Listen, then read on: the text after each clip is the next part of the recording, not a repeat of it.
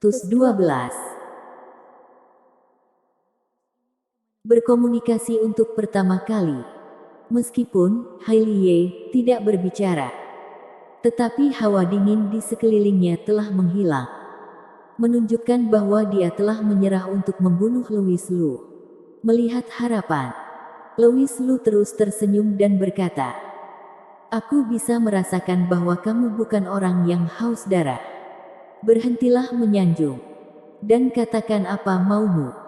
Meskipun Hailie memiliki sikap buruk, tetapi kesediaannya untuk berkomunikasi adalah awal yang baik. "Aku tidak tahu harus memanggilmu apa?" Louis Lu bertanya. Hailie tidak menjawab, tetapi menatap Louis Lu dengan tatapan menghina, seolah berkata, "Apakah kamu hanya seekor semut, pantas untuk mengetahui namaku?" Louis Lu tidak punya pilihan selain tersenyum pahit. "Aku tahu kamu sangat angkuh, tapi kamu setidaknya perlu memberitahuku namamu. Apakah kamu ingin aku memanggilmu Kak Hailey?" Meski mereka orang yang sama, tetapi Louis Lu selalu merasa panggilan ini agak aneh. Hailie juga tampaknya memiliki respons yang dalam, dengan kerutan di kening yang terlihat jelas. Dan setelah hening beberapa saat, dia berkata, "Kamu bisa memanggilku Dewi Hailey." Benar saja, dia sangat sombong. Dia bahkan menambahkan kata Dewi setelah namanya. Louis Lu tersenyum dan berkata, "Dewi Hailey, namamu terdengar cukup bagus." Dewi Hailey tidak berbicara. Dia memandang Louis Lu dengan tatapan menghina lagi, bahkan dengan sedikit ketidaksabaran di wajahnya. Louis Lu menahan diri dan tidak punya pilihan selain mengungkit masalahnya dan berkata, "Dewi Hailey, karena kamu dan Kak Hailey adalah satu, tidakkah kamu merasa suasana hatinya sedikit aneh akhir-akhir ini? Jadi bagaimana jika aku merasakannya?" "Itu tidak penting sama sekali," jawab Dewi Hailey dengan dingin. Meskipun dia biasanya dalam kondisi tertidur lelap, tetapi setelah bangun, dia bisa merasakan sedikit emosi Hailie, termasuk ketika dia melakukan sesuatu pada Louis Lu. Tubuhnya sebenarnya melawan. Ini menunjukkan bahwa Hailie sangat mementingkan Louis Lu. Ini juga alasan mengapa Dewi Hailey tidak berani membunuh Louis Lu. Tapi seperti yang dia katakan, apa yang bisa dia lakukan jika dia bisa merasakan emosi Hailie? Semua ini hanya sementara, dan dia akan tahu betapa hebatnya dirinya di masa depan. Jadi hal ini sama sekali tidak penting. Namun, Louis Lu justru menggelengkan kepalanya dan berkata, "Meskipun aku tidak tahu apa yang terjadi dengan tubuh reinkarnasimu, tetapi jika suasana hati Kak Hailey terus turun seperti ini, itu pasti akan mempengaruhi efisiensi kultivasinya." Dewi Hailey mengerutkan kening. Jelas, kata-kata ini sampai ke hatinya. Tubuh Hailie disegel dengan kekuatan pembeku jiwa yang kuat, dan Dewi Hailey dapat meletuskan kekuatan mengerikan tersebut hanya dengan memobilisasinya sedikit. Jika ingin mendapatkan lebih banyak kekuatan, dia harus berharap basis kultivasi Hailie setinggi mungkin. "Apa yang ingin kamu lakukan?" Dewi Hailey bertanya dengan mengerutkan kening. Louis Lu tersenyum, tiba-tiba berbalik dan berjalan ke meja, mengambil ponsel yang berdiri di atasnya, memainkannya beberapa saat, lalu melemparkannya ke Dewi Hailey. Alasan mengapa Kak Hailey merasa rendah diri adalah karena dia merasa petualangannya tidak sebaik yang lain, dan dia khawatir dia akan tertinggal. Dia cukup mengubah pola pikir ini. Jadi ketika aku baru saja masuk, aku diam-diam menyalakan fungsi perekaman video di ponsel ini. Dan ketika dia bangun, dia akan tahu bahwa petualangannya jauh melebihi orang lain. Dewi Hailey menonton video di ponsel dalam diam. dan menatap Louis Lu dengan ekspresi aneh. Apakah kamu tidak takut aku akan menghancurkan benda ini? Louis Lu berkata, jika kamu ingin menghancurkannya, aku tidak dapat menahannya.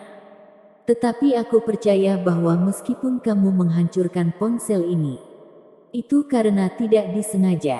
Oh, mengapa kamu berkata seperti itu? Dewi Hailey bertanya. Karena semua yang kamu lakukan adalah untuk kebaikan Kak Hailey. Tentu saja itu juga bisa dikatakan untuk kebaikanmu sendiri. Bagaimanapun juga kalian adalah satu. Jika kamu berpikir bahwa Kak Hailey seharusnya tidak mengetahui hal ini sekarang, itu berarti mengetahuinya terlalu dini bukanlah hal yang baik untuk Kak Hailey. Jadi meskipun kamu menghancurkan ponselnya, kamu tetap dapat dimaafkan. Setelah mendengar kata-kata Louis Lu, Dewi Hailey menunjukkan ekspresi terkejut yang langka di wajahnya. Dia menatap Louis Lu dengan tatapan aneh dan berkata, meskipun kamu sok pintar, tetapi hal ini cukup masuk akal.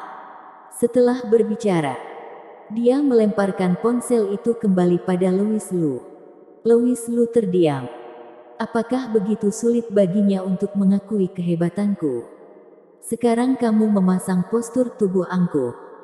Tetapi cepat atau lambat, aku akan menekan kepala angkuhnya itu.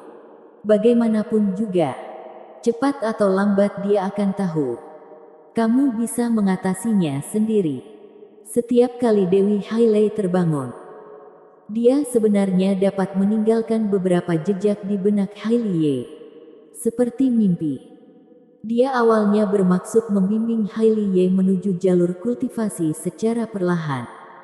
Dan ketika Hailey berkultivasi mencapai tingkat tertentu, kesadaran keduanya bisa hidup berdampingan untuk waktu yang singkat. Ini juga berarti bahwa mereka dapat berkomunikasi satu sama lain.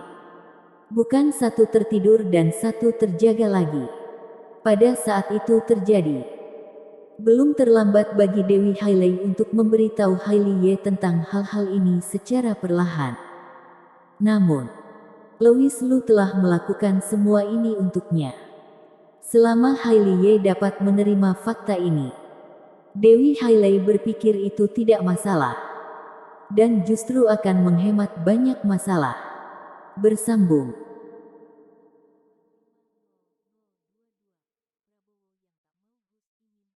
Bab 713. Kehidupan lampau berbeda dengan kehidupan sekarang. Tidak banyak komunikasi antara Louis Lu dan Dewi Hailey. Dan sebagian besar waktu, Dewi Hailey tampak sombong dan mengabaikan Louis Lu. Tapi Louis Lu merasa sangat bahagia.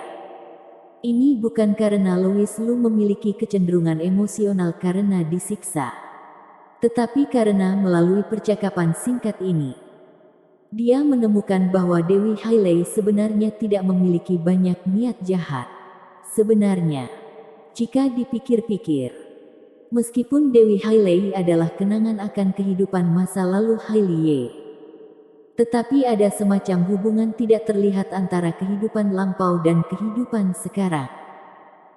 Kemungkinan besar kepribadian kehidupan sebelumnya mirip dengan kehidupan saat ini. Meskipun Hailey sangat lembut terhadap Louis Lu, tetapi terhadap pria lain, dia selalu memasang wajah dingin. Bukankah ini mirip dengan Dewi Hailey? Oleh karena itu, Louis Lu merasa bahwa sikap superior Dewi Hailey bukanlah hal yang buruk. Sebaliknya, sifat asli ini membuat Louis Lu merasa sangat lega.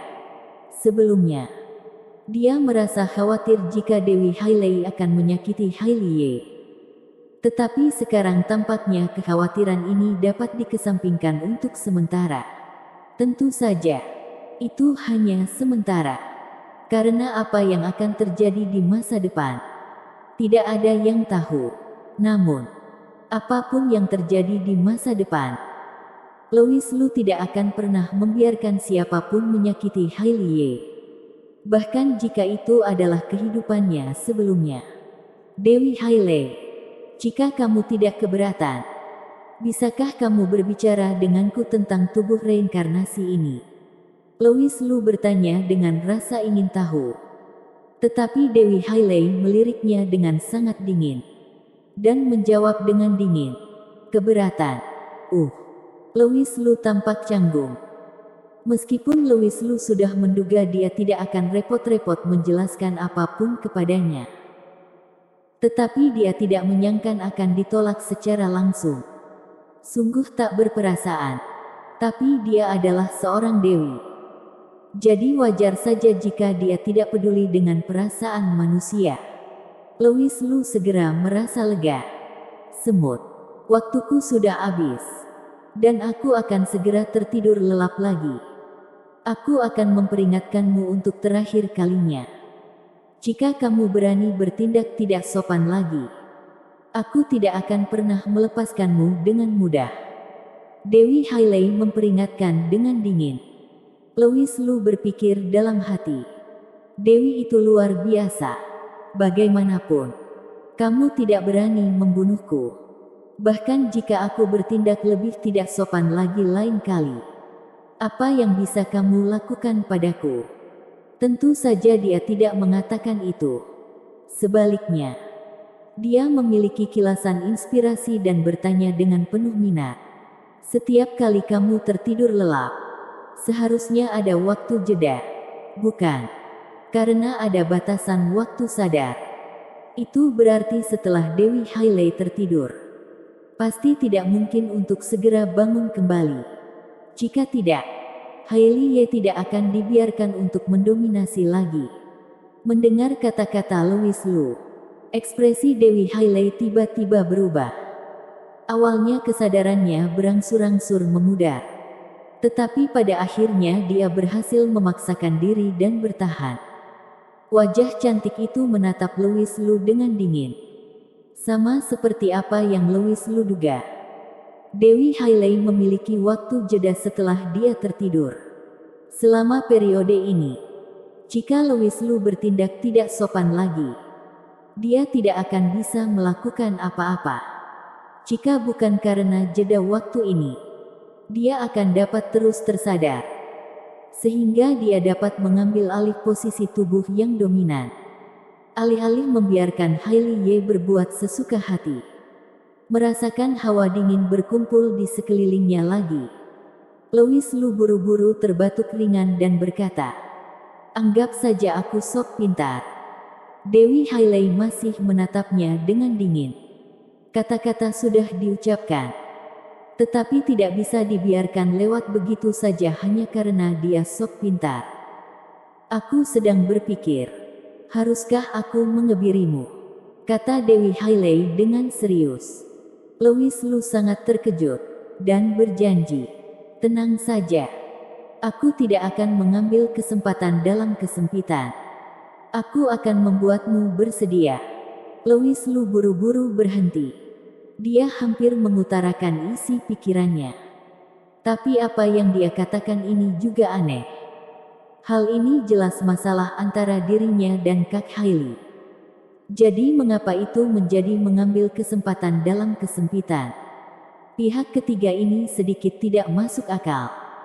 Melihat Dewi Hailey masih menolak untuk menyerah, Louis Lu hanya bisa terus berkata. Suasana hati Kak Hailey terus menurun. Tetapi sebenarnya ada alasan lain yang sangat penting. Dia merasa bahwa aku menolak untuk menerimanya. Jika aku benar-benar ingin main-main, aku tidak akan berpikir untuk merekam video menggunakan ponsel. Selama kamu menyelesaikan langkah-langkah yang harus diselesaikan dengan Kak Hailey saat sedang tidur, kamu juga dapat membantunya menghilangkan rasa gundahnya. Tetapi aku tidak bermaksud melakukan ini.